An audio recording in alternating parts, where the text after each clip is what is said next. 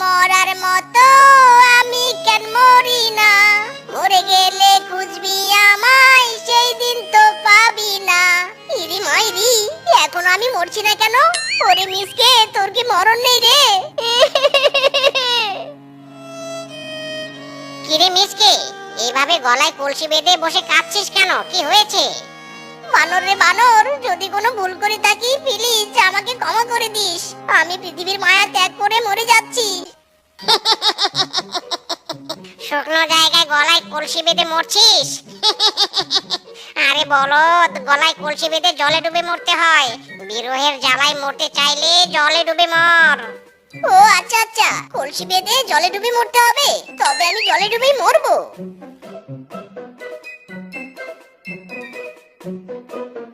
ইরি মাইরি, আমি তো ভেবেছিলাম শুধু আমি একাই প্রেমে ছ্যাঁকা খেয়েছি, এখন তো দেখছি এই খেজুর গাছ দুটো প্রেমে ছ্যাঁকা খেয়েছে। আমার মতো গাছ দুটো মরার জন্য গলায় কলসি বেঁধেছে। আরে বলদ, এভাবে দাঁড়িয়ে থাকলে মরবি না, জলে ডুবে মরতে হবে। তোদের জলে ফেলার ব্যবস্থা করছি, দাঁড়া।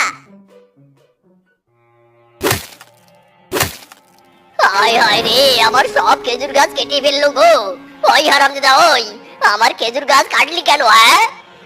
আরে বাঘ মামা, তোমার খেজুর গাছ মরার জন্য গলায় কলসি বেঁধেছে, সেদিকে তো তোমার কোনো নজর নেই। গাছের কষ্টও তো বোঝো না, কলসি বেঁধে দাঁড়িয়ে থাকলে তো মরবে না, তাই তো কুড়াল দিয়ে কেটে দিলাম। কলসি গলায় বেঁধে জলে ডুবে মরতে হয়, বুঝেছো?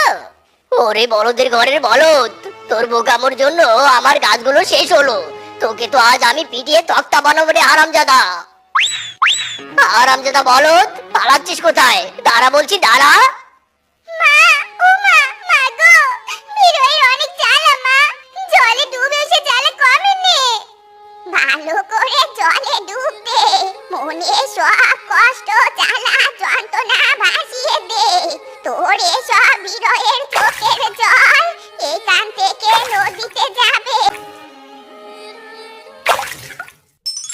ইরি মাইরি, জলে ডুবে মরতে এসে এ আমি কাকে তুললাম? কি সুন্দর রে বাবা, মাইরি। মা, ও মা, বিরহের জ্বালা কষ্ট সব সাগরে মিশেছে মনে হয়, তাই তো এখন মনে লাড্ডু পড়ছে। Hi handsome, you are so beautiful. এসব হচ্ছে কি? শেফা মা, উপরে উঠে আয়।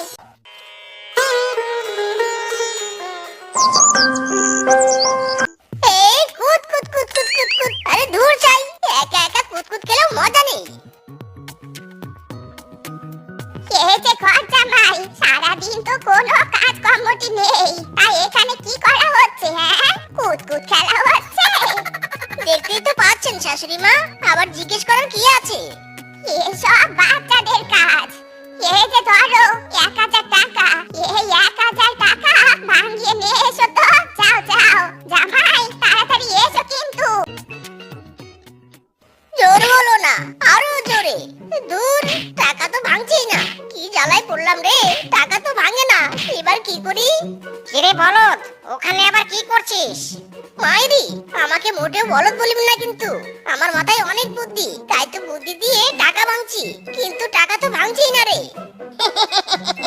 হায় রে বলদের ঘরের বলদ, এভাবে কেউ টাকা ভাঙায় নাকি? টাকা ভাঙাতে হলে দোকানে যা। শাশুড়ি আম্মা, ও শাশুড়ি আম্মা, কোথায় কোথায় টাকা কোথায়? এসব কি? মাইরি বউ, তোমার মায়ের মাথায় একটু বুদ্ধি নেই, টাকা ভাঙাতে দোকানে যেতে হয় নাকি? এভাবে টাকাটা ধরে হাত দিয়ে টুকরো টুকরো করলেই তো হয়ে যায়, এর জন্য আবার দোকানে যেতে হয়?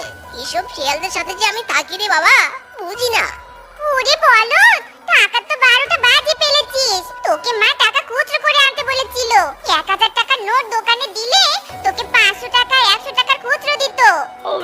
মাইরি, এখানে তো দেখছি বড্ড বোকামো করে ফেলেছি, পরিস্থিতি তো দেখছি বেশ গরম। মিসকে, তাড়াতাড়ি এখান থেকে কেটে পড়। ওরে আমার 1000 টাকা রে, হায় হায় রে।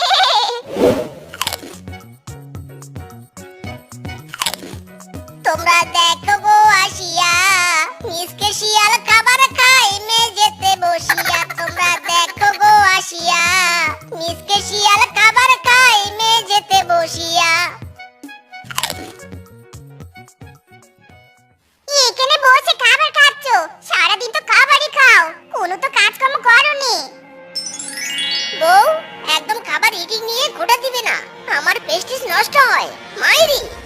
আর যতই কোটা দাও না কেন, খাবার শেষ করা স্বামী হিসেবে আমার দায়িত্ব।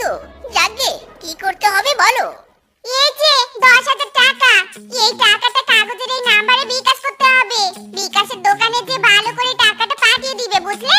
এই যে আরো 200 টাকা, আসার সময় বাজার থেকে ভালো দেখে গুড় নিয়ে আসবে। মা পিঠে বানাবে, বুঝেছো? কোনো টেনশন নেই বউ, আমি সব করে দিব। এই লাউ নিয়ে যান, লাউ, সুস্বাদু তরতাজা গাছের সতেজ লাউ। লাউ লাউ নিয়ে যাও, স্বাদের লাউ বানাইলো মোরে বৈরাগী। দাদা লাউ বিক্রি করছেন, ভালো কথা। এখানে বিকাশের দোকানটা কোথায়?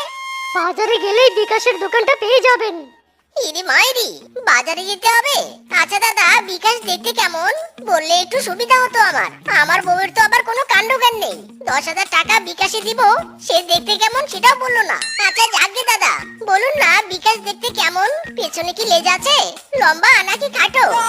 আরে বাস, এ তো দেখি বলদের বলদ, একে তো আজ মুরগি বানাতে হবে। আরে দাদা, আমি বিকাশ। ইরি মাইরি, তাই নাকি? তাহলে একটু আগে তো আপনি বললেন বিকাশের দোকান নাকি বাজারে। আসলে আমার শুনতে মিস্টেক হয়েছে। যাকগে, আমার নাম বিকাশ। আমি লন্ডন থেকে আমেরিকা সব জায়গায় টাকা পৌঁছে দেই। এসব আমার এক চুটকিতে হয়ে যায়। ইরি মাইরি, তাই নাকি? তবে তো ভালোই হলো দাদা। এই যে, এই হলো আমার নাম্বার, আর এই যে 10,000 টাকা। ভালো করে পৌঁছে দিবেন দাদা।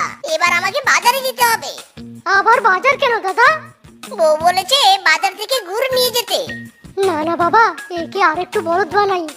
আরে দাদা, আপনাকে কষ্ট করে আর বাজারে যেতে হবে না। আপনার গুড় আমার কাছে আছে। ইরি মাইরি, গুড়ও আছে? কোথায় গুড়? এই যে দেখতে পাচ্ছেন না ঝুড়িতে।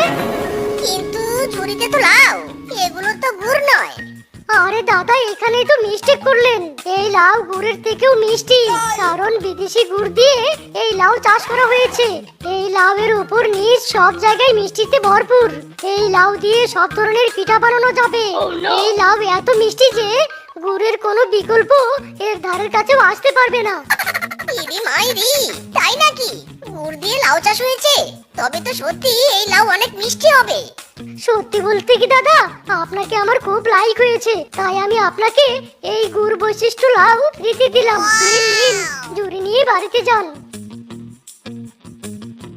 কি বলদ রে বাবা, বুদ্ধি খাটিয়ে 10,000 টাকাও নিলাম, আর অখাদ্য কুখাদ্য পচা লাউগুলো গছিয়ে দিলাম। বুদ্ধি বন বন করে রে, বুদ্ধি বন বন করে। বনের সবার বুদ্ধি আইলো মিসকের মনে। বুদ্ধি বন বন করে রে, বুদ্ধি বন বন করে। বনের সবার বুদ্ধি আইলো মিসকের মনে। মাইরি।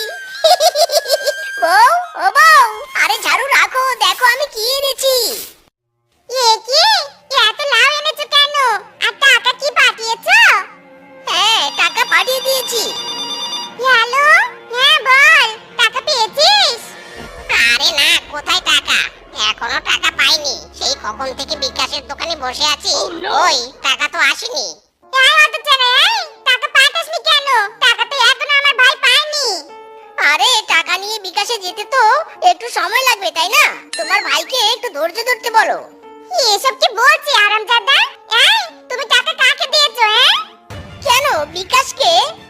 রাস্তা দিয়ে যেতেই দেখি বিকাশ লাউ বিক্রি করছে, তারপর নাম্বার দিয়ে টাকাটা দিয়ে দিলাম।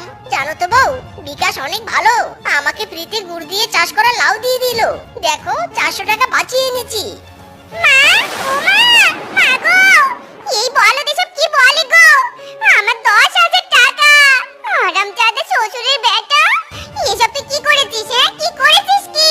তোকে তো আজ আমি মেরে ফেলবো রে। দাঁড়া রে, দাঁড়া। শেফা, এই শেফা, দাঁড়া দাঁড়া, আমিও আজ এই বেটা ঘর জামাইকে উচিত শিক্ষা দিব। দাঁড়া। ইরে মাইরি, এজন্যই বলে অন্যের উপকার করলে বাস খেতে হয়। তুই শুধু দাঁড়া একবার হারামজাদা, তোকে ওই বাস আমি উপর নিচ সব দিক দিয়ে দিব।